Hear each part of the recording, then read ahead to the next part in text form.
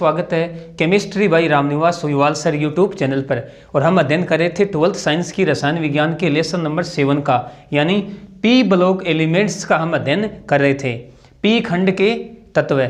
इस लेसन की हमारी 18 क्लासें कंप्लीट हो चुकी थी, ये अपन कह सकते हैं कि 18 वीडियो कंप्लीट हो चुके थे। आज हमारा इस लेसन का पार्ट नंबर रहेगा 19, ये अपन कह सकते हैं वीडियो नंबर 19।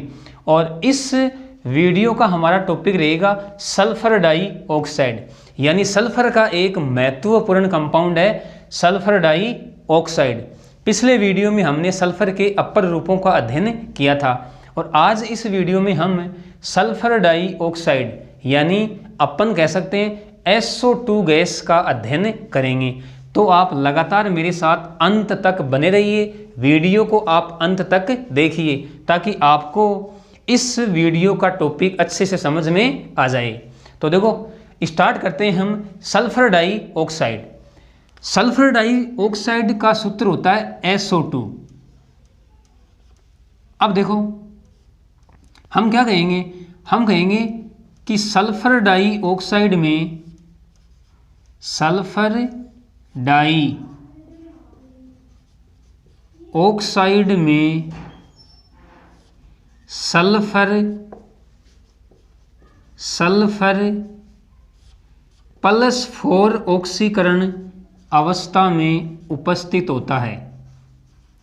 +4 ऑक्सीकरण अवस्था में उपस्थित होता है। +4 ऑक्सीकरण अवस्था में उपस्थित होता है।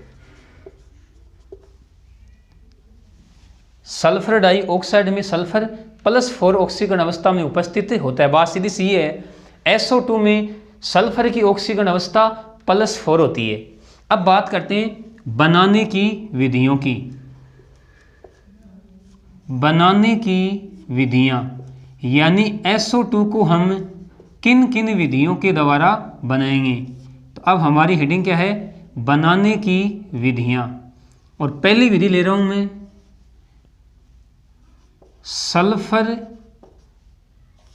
सल्फर की अभिक्रिया ऑक्सीजन के साथ करवाने पर। सल्फर की अभिक्रिया ऑक्सीजन के साथ करवाने पर, ऑक्सीजन के साथ करवाने पर, या अपन ऐसे कह सकते हैं कि सल्फर को ऑक्सीजन की उपस्थिति में जलाने पर। एक ही बात है, यानी ये रहा हमारा सल्फर, ये ऑक्सीजन, इसकी उपस्थिति में हम सल्फर को जला रहे हैं तो हमारे पास सल्फर डाइऑक्साइड गैस का निर्माण हो जाएगा। तो ये सिंपल सी पहली विधि है, सल्फर की अभिक्रिया ऑक्सीजन के साथ करवाने पर। अब देखो दूसरी विधि ले रहे हैं हम प्रयोगशाला विधि। प्रयोगशाला विधि, देखो प्रयोगशाला विधि में हम सोडियम सल्फाइड की अभिक्रिया करवाएंगे सांद्र H2SO4 के साथ। देखो ये रहा Na2SO3 प्लस ये रहा H2SO4, यानी ये तो है सोडियम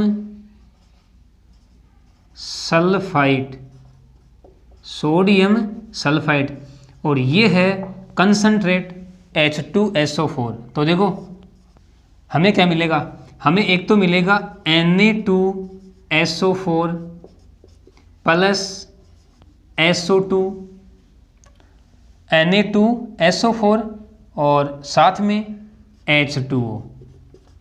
तो प्रयोगशाला में हम सोडियम सल्फाइड की अभिक्रिया सांद्र H2SO4 के साथ करवाएंगे तो हमें SO2 यानी सल्फर डाइऑक्साइड गैस प्राप्त होती है। ये हमारी दूसरी विधि हो गई। तीसरी विधि की हम चर्चा करते हैं कॉपर छिल्लन या कॉपर के टुकड़ों की अभिक्रिया। कॉपर छिल्लन की अभिक्रिया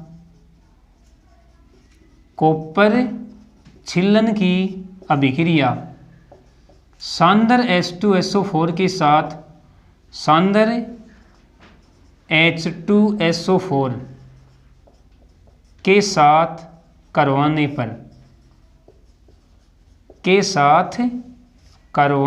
पर देखो हम कॉपर छीलन की अभिक्रिया करवा रहे हैं सांद्र H2SO4 के साथ। देखो ये रही हमारे पास कॉपर छीलन, अभिक्रिया हम करवा रहे हैं सांद्र H2SO4 के साथ। ये लो 2H2SO4 हमने ले लिया। अब देखो क्या बनेगा, एक तो बनेगा CuSO4 प्लस SO2 और साथ में 2 जल के अणु। ये लो, ये हमारी कॉपर छीलन की अभिक्रिया करवाई हमने सांद्र H2SO4 के साथ, तो हमें सल्फर डाइऑक्साइड गैस प्राप्त हो गई।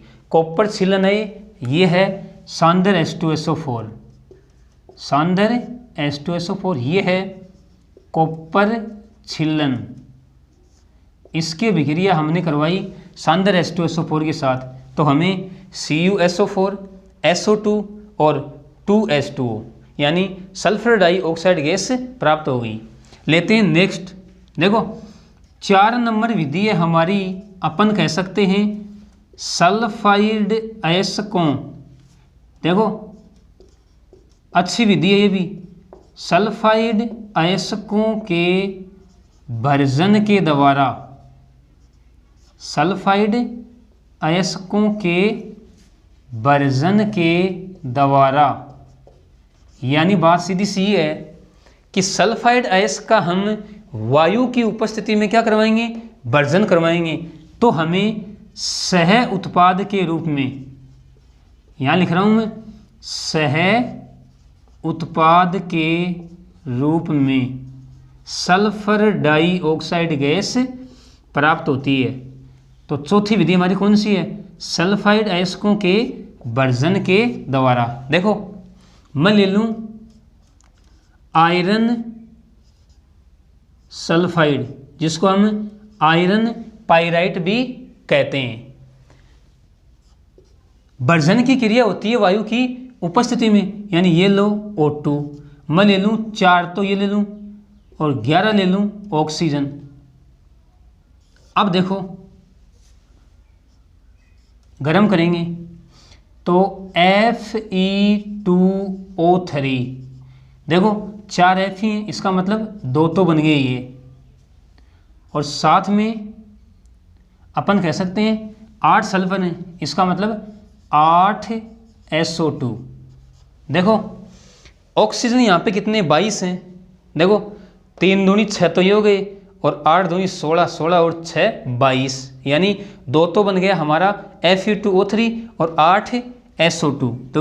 तो अपन कह सकते हैं कि सल्फाइड अयस्कों का हम वायु की उपस्थिति में क्या करवाएंगे, भर्जन, तो हमें सह उत्पाद के रूप में सल्फर डाइऑक्साइड गैस प्राप्त होती है। भर्जन को हमने डिटेल से धातु के निष्कर्षण वाले लेसन में हमने अच्छी तरीके से पढ़ रखा है, भर्जन और निस्तापन को, तो यहाँ पर ज़्यादा डिटेल में बताने की आवश्यकता नहीं है कि भर्जन क्या होता है। भर्जन वायु की उपस्थिति में परावर्तनी भट्टी में करवाया जाता है, ठीक है। तो ये हो गई हमारी SO2 के बनाने की विधियाँ। पहली विधि सल्फर की अभिक्रिया ऑक्सीजन के साथ करवाने पर। दूसरी प्रयोगशाला विधि। प्रयोगशाला विधि में हम क्या करते हैं, सोडियम सल्फाइड की अभिक्रिया सांद्र H2SO4 के साथ करवाते हैं, तो हमें सल्फर डाइऑक्साइड गैस प्राप्त होती है। तीसरी विधि हमने ली कॉपर छीलन की अभिक्रिया सांद्र H2SO4 के साथ करवाने पर भी हमें सल्फर डाइऑक्साइड गैस प्राप्त होती है। और चौथी विधि हमने ली सल्फाइड अयस्कों के भर्जन के द्वारा, यानी जब हम सल्फाइड अयस्कों का भर्जन करवाएंगे वायु की उपस्थिति में, तो सह उत्पाद के रूप में हमें सल्फर डाइऑक्साइड गैस प्राप्त होती है। तो ये तो हुई SO2 के बनाने की विधियाँ। और अब हम चर्चा करते हैं SO2 की संरचना, कि संरचना कैसी होती है। देखो संरचना में अक्सर स्टूडेंट यहाँ पर कन्फ्यूज रहते हैं, क्योंकि SO2 का जो अणु है वो CO2 के अणु का जैसा दिखाई देता है, यानी अपन कह सकते हैं कि देखने पर SO2 और CO2 के अणु एक जैसे दिखाई देते हैं, लेकिन दोनों की जो संरचना है वो अलग अलग होती है। तो अब हमारी हेडिंग क्या रहेगी, SO2 की संरचना। और आप ध्यान से लगातार समझते चले जाएंगे कि SO2 की संरचना किस प्रकार से होती है। हम इसकी तुलना CO2 के साथ करेंगे, हम CO2 की संरचना भी देखेंगे और SO2 की संरचना भी देखेंगे और दोनों में क्या डिफरेंस होता है। तो अब हमारी हेडिंग क्या रहेगी, SO2 की संरचना, क्योंकि यहाँ पर अक्सर स्टूडेंट कंफ्यूज रहते हैं, यानी CO2 के जैसी संरचना SO2 की बना देते हैं, जो गलत हो जाती है। देखो पहले हम CO2 की बात करते हैं, CO2 की संरचना, यानी आपको अंतर अपने आप समझ में आ जाएगा। देखो CO2 की संरचना कैसी होती है, C डबल बॉन्ड O और C double bond O। Oxygen के संयोजी कोष में 6 इलेक्ट्रॉन होते हैं, 2 तो यहाँ भाग ले रहे हैं, इसका मतलब 4 इलेक्ट्रॉन शेष रहते हैं। इस ऑक्सीजन के ऊपर भी 4 इलेक्ट्रॉन शेष रहते हैं, लेकिन कार्बन के संयोजी कोष में 4 इलेक्ट्रॉन ही होते हैं और चारों के चारों बंध बनाने में भाग ले रहे हैं। अब देखो यहाँ पर कार्बन sp संकरित अवस्था में होता है। पहली बात तो आपको ध्यान में ये रखनी है, ये अणु रेखीय अणु होता है, रेखीय अणु, और रेखीय अणु होने की वजह से यह अणु क्या होता है, अध्रुवीय। क्या होता है, अध्रुवीय अणु होता है। तो देखो ये तो बात हुई कार्बन डाइऑक्साइड की, यानी CO2 की संरचना रेखीय होती है, अध्रुवीय अणु होता है, कार्बन परमाणु sp संकरित अवस्था में होता है। अब हम बात करते हैं SO2 की, तो ध्यान से समझेंगे आप। SO2 की संरचना, यहाँ पर आपको कोई कंफ्यूज नहीं होनी चाहिए। देखो सबसे पहले मैं SO2 की संरचना बना रहा हूँ। देखो एक तो होता है उपसहसंयोजी बंध और 2 होते हैं सहसंयोजी बंध। इस बात का आप ध्यान रखोगे, यानी एक तो सल्फर और ऑक्सीजन के मध्य क्या होगा, उपसहसंयोजी बंध, और 2 सहसंयोजी बंध। अब देखो इसकी बात करें, ऑक्सीजन के संयोजी कोष में 6 इलेक्ट्रॉन, 6 में से 2 तो बंध में भाग ले रहे हैं और 4 इलेक्ट्रॉन शेष बचे हुए हैं। सल्फर की बात करें तो सल्फर के संयोजी कोष में भी 6 इलेक्ट्रॉन होते हैं भाई, ऑक्सीजन और फिर नीचे क्या है, सल्फर। इसका मतलब 2 तो ये भाग ले रहे और 2 देखो यहाँ पे, यानी सल्फर के संयोजी कोष के 4 इलेक्ट्रॉन तो बंध में भाग ले रहे हैं, लेकिन इस सल्फर पर एक एकाकी इलेक्ट्रॉन युग्म उपस्थित होता है। यानी अपन कह सकते हैं कि सल्फर एक लोन पेयर उपस्थित होता है। अब बात करते हैं इस ऑक्सीजन की। देखो इस ऑक्सीजन के ऊपर 6 के 6 इलेक्ट्रॉन उपस्थित हैं। क्यों? क्योंकि इस बंध में दोनों इलेक्ट्रॉन सल्फर के भाग ले रहे हैं। अब उपसहसंयोजी बंध की वजह से सल्फर पर प्लस चार्ज उत्पन्न हो जाता है और इस ऑक्सीजन के ऊपर माइनस चार्ज। तो देखो ये तो होती है SO2 की संरचना। अगर हम सल्फर में संकरण की बात करें तो संकरण होता है sp2 संकरण। इस बात का भी आप ध्यान में रखोगे। इसकी संरचना होती है V जैसी।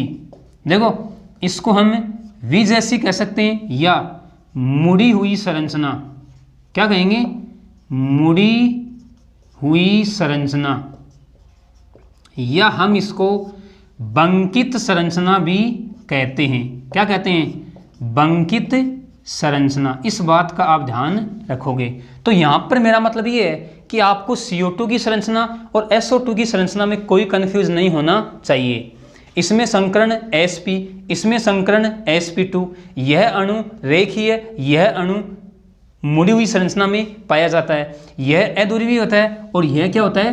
ध्रुवीय।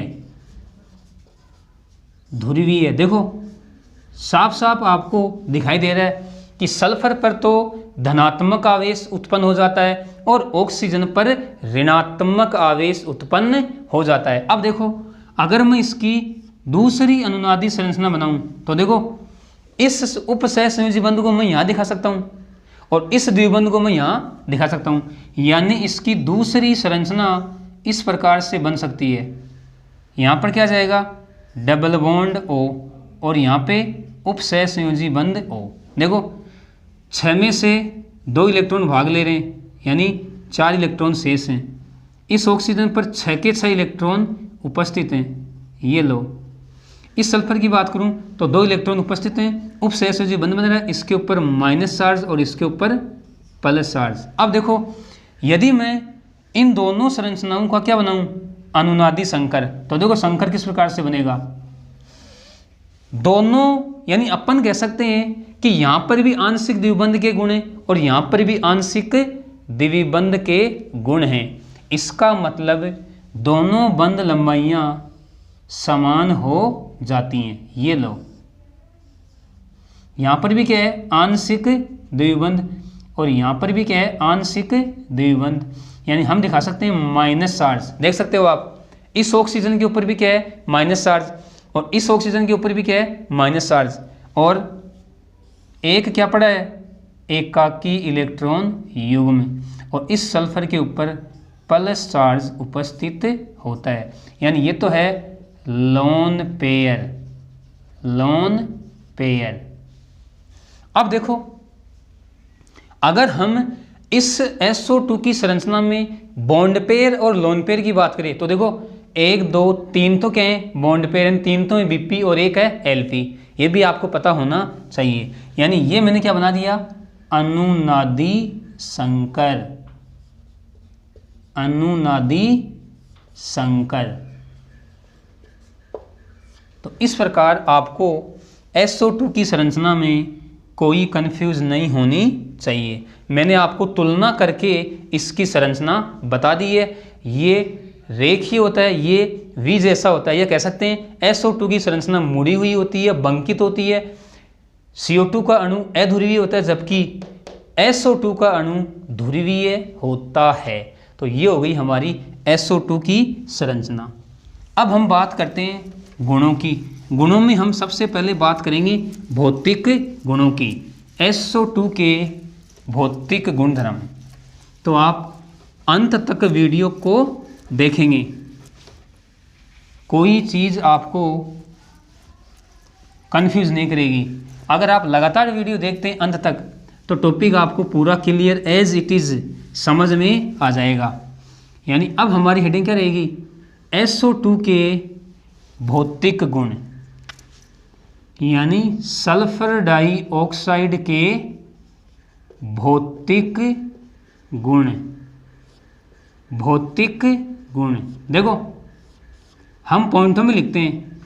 पहला भौतिक गुण है कि यह रंगहीन, क्या कहेंगे, यह रंगहीन गैस होती है, इसका कोई रंग नहीं है, यह रंगहीन गैस होती है। दूसरा भौतिक गुण हम क्या कह सकते हैं, गंध। देखो गंध की बात करें तो इसकी गंध कैसी होती है, तीक्ष्ण गंध, तीक्ष्ण गंध।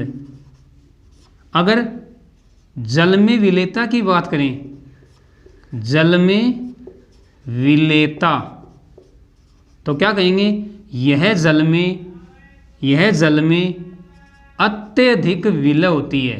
इस बात का आप ध्यान रखोगे, अत्यधिक विलय होती है। देखो ये है SO2, हम जब इसको जल में घोलेंगे तो यह घुल जाएगी और क्या बनाएगी, H2SO3, यानी अपन कह सकते हैं सल्फ्यूरस, सल्फ्यूरस अम्ल का निर्माण कर देती है। तो यहाँ से अपन क्या कर सकते हैं, यहाँ से अपन कह सकते हैं कि SO2 का जलीय विलयन, क्या कहेंगे, SO2 का जलीय विलयन अम्लीय प्रकृति का होता है। क्या कहेंगे, SO2 का जलीय विलयन अम्लीय प्रकृति का होता है, अम्लीय प्रकृति का होता है। क्यों होता है, क्योंकि यह जल के साथ अभिक्रिया कर सल्फ्यूरस अम्ल का निर्माण कर देती है। अब देखो हम इसके भंडारण की बात करें, भंडारण कह सकते हैं या संग्रहण कह सकते हैं। तो अपन कह सकते हैं कि इसका भंडारण उच्च दाब पर द्रवित करके स्टील के सिलेंडरों में इसका भंडारण करते हैं। क्या कहेंगे?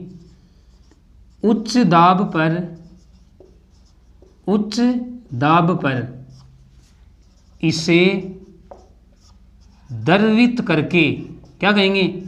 इसे द्रवित करके यानी द्रव अवस्था में लाके द्रवित करके स्टील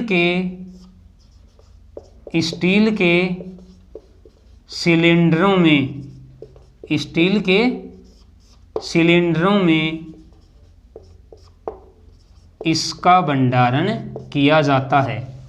देखो, उच्च दाब पर इसे द्रवित करके स्टील के सिलेंडरों में इसका भंडारण किया जाता है। इसका भंडारण किया जाता है। तो ये हमने SO2 के भौतिक गुणधर्म देख लिए। मैं वापस से आपको रिपीट करवा रहा हूँ। यह रंगहीन गैस होती है, इसकी गंध तीक्ष्ण होती है, यह जल में अत्यधिक विलय होती है, जल के साथ अभिक्रिया कर यह सल्फ्यूरस अम्ल का निर्माण करती है, जिसकी वजह से SO2 का जलीय विलयन अम्लीय प्रकृति का होता है। और इसका भंडारण हम उच्च दाब पर इसे द्रवित करके स्टील के सिलेंडरों में इसका भंडारण करते हैं। ये तो हो गए भौतिक गुण। अब देखो, अब हम रासायनिक गुण पढ़ने से पहले SO2 व CO2 की तुलना करते हैं। यानी अपन कह सकते हैं SO2 की CO2 के साथ तुलना में देखो, इनमें जो समानताएं हैं वो भी अपन देखेंगे और जो अंतर है वो भी हम देखेंगे। तो अब हमारी हेडिंग क्या रहेगी? हमारी हेडिंग रहेगी SO2 की CO2 के साथ तुलना। SO2 की CO2 के साथ तुलना, यानी इन दोनों में कौन कौन सी समानताएं हैं और कौन कौन सी असमानताएं हैं, हम दोनों का अध्ययन करेंगे। देखो, सबसे पहले हम क्या कह सकते हैं कि SO2 व CO2 दोनों गैस होती हैं। क्या कहेंगे? SO2 व CO2 दोनों गैस होती हैं, दोनों गैस होती हैं। पहली तुलना तो ये हो गई। मैं आपको एक बार वापस से बता रहा हूँ, हम अंतर नहीं पढ़ रहे हैं, तुलना कर रहे हैं। तुलना में समानता भी पढ़ेंगे और असमानता भी। जैसे ये क्या आ गई? ये समानता आ गई कि SO2 भी गैस होती है और CO2 भी गैस होती है। दूसरी तुलना हम क्या कह सकते हैं कि SO2 में सल्फर sp2 संकरित होता है। सल्फर sp2 संकरित होता है, जबकि CO2 में कार्बन, ध्यान से समझना, कार्बन sp संकरित होता है, sp संकरित होता है। यानी ये असमानता आ गई कि SO2 में तो सल्फर sp2 संकरित होता है, जबकि CO2 में कार्बन sp संकरित होता है। अभी हमने जस्ट देखा भी है। नेक्स्ट तुलना में हम क्या कह सकते हैं कि SO2 का अणु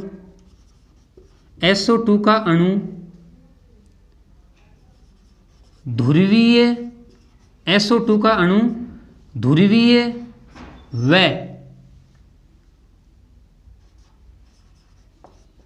V जैसी, या कह सकते हैं मुड़ी हुई V जैसी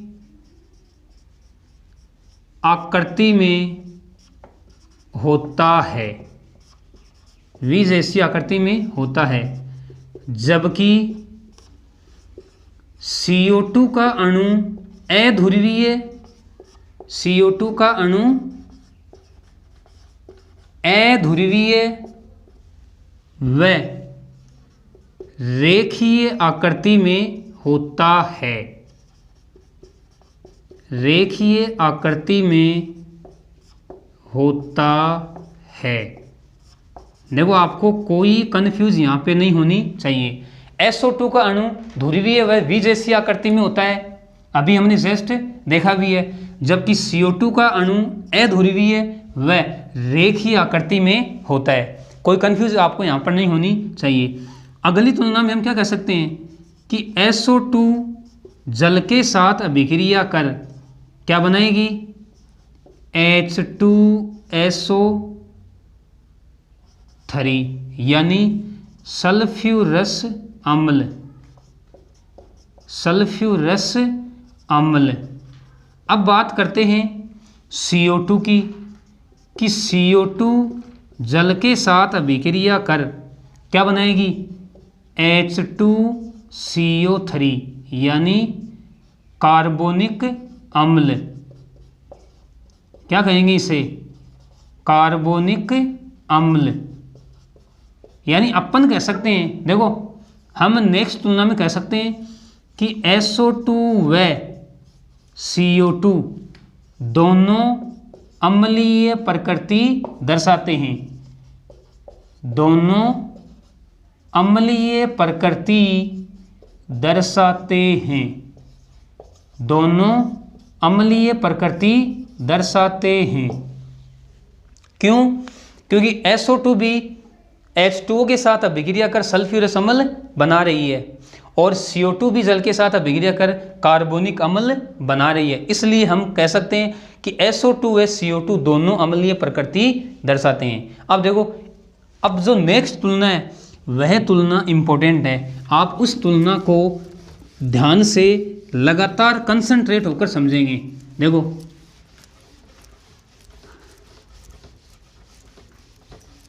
नेक्स्ट तुलना, इसको आप थोड़ा ध्यान से समझेंगे। देखो, यानी हम SO2 व CO2 दोनों गैसों को चूने के पानी में प्रवाहित करेंगे तो ये दोनों चूने के पानी को दूधिया बना देती हैं। बड़ी इंपॉर्टेंट बात आपको बता रहा हूँ, जो प्रैक्टिकल के लिए भी इम्पोर्टेंट बात है। क्या कहा मैंने कहा कि SO2 और CO2 गैस को चूने के पानी में प्रवाहित करने पर यह चूने के पानी को दूधिया बना देती हैं। इस बात को आप ध्यान में रखोगे। पहले बात करते हैं हम CO2 की। देखो, चूने का पानी क्या होता है, CaOH की होल ट्वाइस। हम इसे कह सकते हैं बुझा हुआ चूना। क्या कह सकते हैं, बुझा हुआ चूना, या हम इसे चूने का पानी कह सकते हैं। देखो, इस चूने के पानी में हम CO2 गैस प्रवाहित कर रहे हैं तो क्या बनाएंगी, यह बनाएगी CaCO3 और साथ में H2O, यानी क्या बन गया, ये बन गया कैल्शियम कार्बोनेट। कैल्शियम कार्बोनेट जो कैसा होता है, दूधिया। कैसा होता है, दूधिया। अब बात करूं मैं SO2 की। SO2 को भी हम जब चूने के पानी में प्रवाहित करेंगे तो देखो ये क्या बनाएगी, ये बनाएगी CaSO3 और प्लस H2O, यानी ये क्या है, ये है कैल्शियम सल्फाइड। कैल्शियम सल्फाइड ये भी कैसा होता है, दूधिया। क्या कहा मैंने कि CO2 व SO2 गैस को चूने के पानी में प्रवाहित करने पर यह चूने के पानी को दूधिया बना देती हैं। यानी अपन कह सकते हैं यहाँ पर तो बनेगा कैल्शियम कार्बोनेट जो दूधिया होता है, यहाँ पर बनेगा कैल्शियम सल्फाइड जो दूधिया होता है। अब देखो, प्रयोग में यदि निकलने वाली गैस चूने के पानी को दूधिया बना देती हैं तो हम क्या कहेंगे कि या तो वह गैस CO2 होगी या फिर SO2। अब CO2 और SO2 का पता कैसे लगाएंगे कि गैस निकलने वाली गैस CO2 है या फिर SO2 है? तो इसके लिए हम क्या करेंगे, निकलने वाली गैस को चूने के पानी में अधिक समय तक प्रवाहित करेंगे। देखो ये है चूने का पानी CaCO3, ध्यान से समझना आप, CaCO3।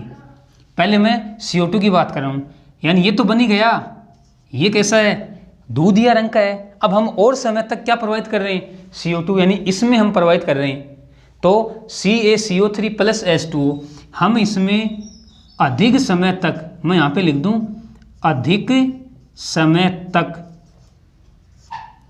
अधिक समय तक CO2 गैस प्रवाहित करने पर, तो देखो क्या बनेगा, यहाँ पे बनेगा CaHCO3 की होल ट्वाइस, यानी कैल्शियम बाइकार्बोनेट, कैल्शियम बाइकार्बोनेट, जो कैसा होता है, रंगहीन। कैसा है, रंगहीन। ये तो बात हुई CO2 की। और अब बात करते हैं SO2 की, यानी इसको हम अधिक समय तक प्रवाहित करेंगे किसमें, इसमें। भाई ये तो बना है CaSO3 प्लस H2O, और ये रही हमारी SO2 गैस। यहाँ पर भी मैं लिख दूँ अधिक समय तक, अधिक समय तक।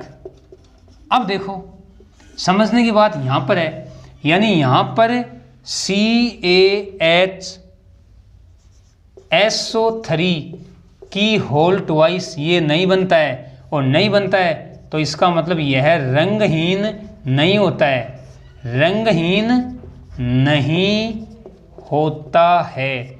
बात सीधी सी ये है, यदि निकलने वाली गैस को अधिक समय तक चूने के पानी में प्रवाहित करने पर चूने का जो दूधिया रंग है अगर वो गायब हो जाए तो कौन सी गैस होगी, CO2 गैस।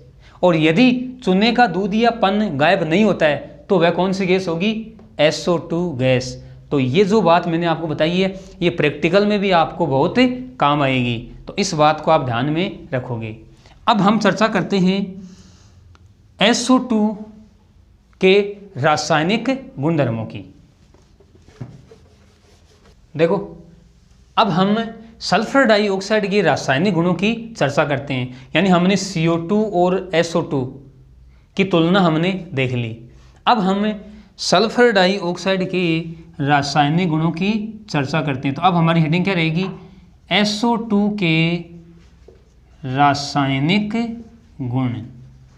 देखो अभी हमने देखा था कि CO2 और SO2 दोनों अम्लीय प्रकृति के हैं, तो इसका मतलब क्या हुआ कि यह क्षार के साथ अभिक्रिया कर लवण बनाएगी, यानी ये है SO2 प्लस 2NaOH, लवण क्या बनेगा यहाँ पे Na2SO3 और साथ में H2O, Na2SO3 यानी सोडियम सल्फाइड बन गया, लवण है। देखो क्षार के साथ इसकी अभिक्रिया हुई है, इसका मतलब SO2 क्या है, अम्ल, ये है लवण। ठीक है, ये इसकी पहली अभिक्रिया हो गई। दूसरी अभिक्रिया की बात करें अपन, क्लोरीन के साथ अभिक्रिया।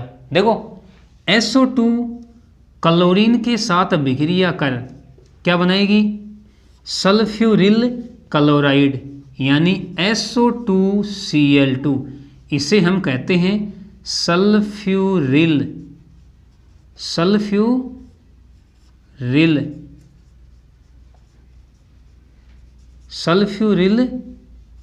क्लोराइड। चारकोल की क्या रहेगी उपस्थिति, चारकोल उत्प्रेरक की क्या रहेगी उपस्थिति। तीसरी रासायनिक अभिक्रिया की बात करें अपन, ऑक्सीजन के साथ अभिक्रिया।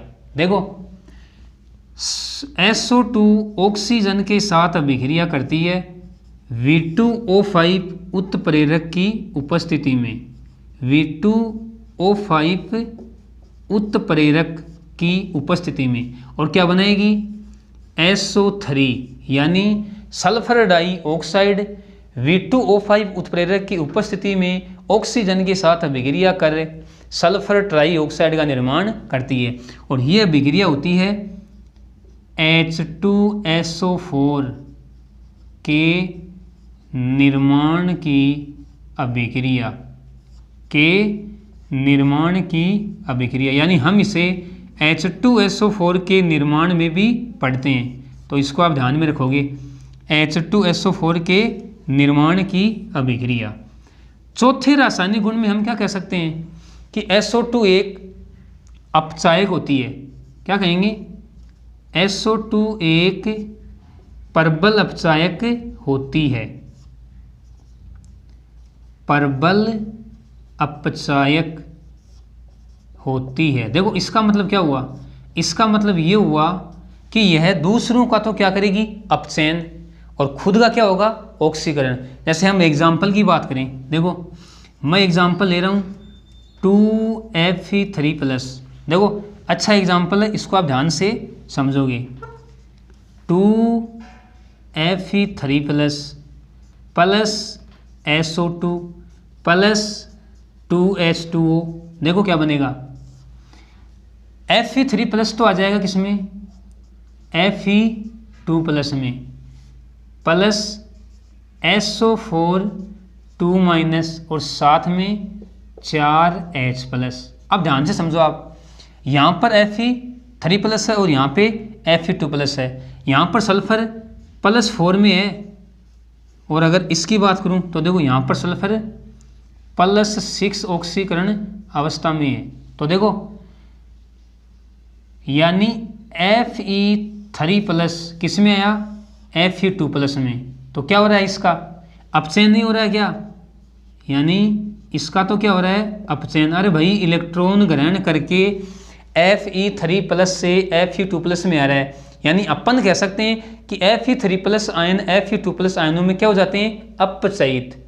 और अब बात करते हैं SO2 की। देखो SO2 आ रहा है किसमें? SO4 2- में, यानी यहाँ पे +4 और यहाँ पे +6, यानी इसका क्या हुआ है? ऑक्सीकरण। इसका क्या हुआ है? ऑक्सीकरण। तो यही कहा हमने कि SO2 एक परबल अपचायक होती है, जो दूसरों का तो क्या करती है? अपचयन, और खुद का क्या होता है? ऑक्सीकरण। अपन एक एग्जांपल और देखते हैं। देखो MnO4- 2 ले लूँ प्लस 5SO2 प्लस 2H2O। अब देखो क्या बनेगा?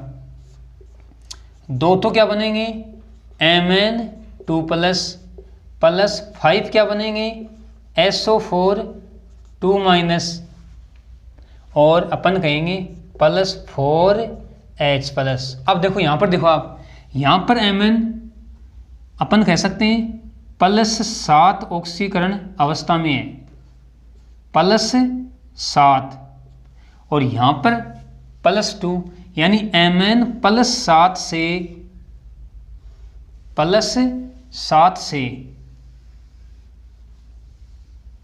+2 में आई। ध्यान से समझना, +7 से +2 में आई। क्या हुआ? इसका अपचयन हो गया। अब बात करते हैं SO2 की। यहाँ पर सल्फर +4 ऑक्सीकरण अवस्था में है और +6 में आ गई। ये सल्फर की ऑक्सीकरण अवस्था है। SO4 2- में सल्फर +6 ऑक्सीकरण अवस्था में है। तो इसका मतलब हम कह सकते हैं कि यहाँ पर सल्फर का क्या हुआ? ऑक्सीकरण। क्या हुआ? ऑक्सीकरण। तो दोनों एग्जाम्पल को आप ध्यान में रखोगे। तो ये थे SO2 के रासायनिक गुणधर्म। अब हम चर्चा करते हैं SO2 के उपयोगों की, यानी अब हमारी हेडिंग क्या रहेगी? SO2 के उपयोग।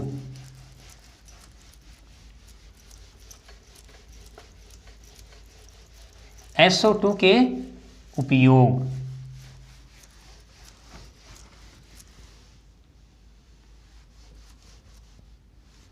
देखते हैं कि SO2 के उपयोग क्या क्या होते हैं।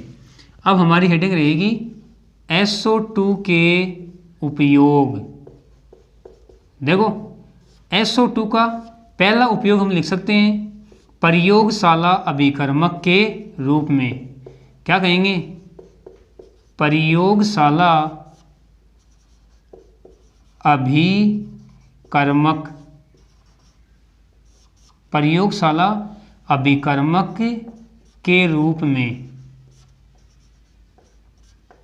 दूसरा अपन क्या कह सकते हैं?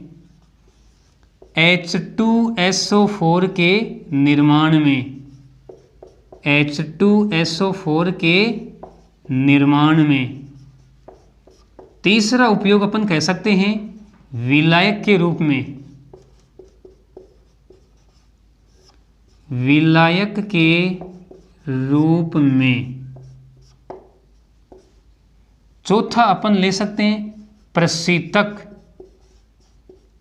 प्रशीतक के रूप में। पांचवा अपन ले सकते हैं विरंजक के रूप में, विरंजक के रूप में। और एक अपन कह सकते हैं शर्करा के शुद्धिकरण में, शर्करा के शुद्धिकरण में, शर्करा के शुद्धिकरण में। तो ये देखो कुछ महत्वपूर्ण उपयोग लिखे मैंने SO2 के।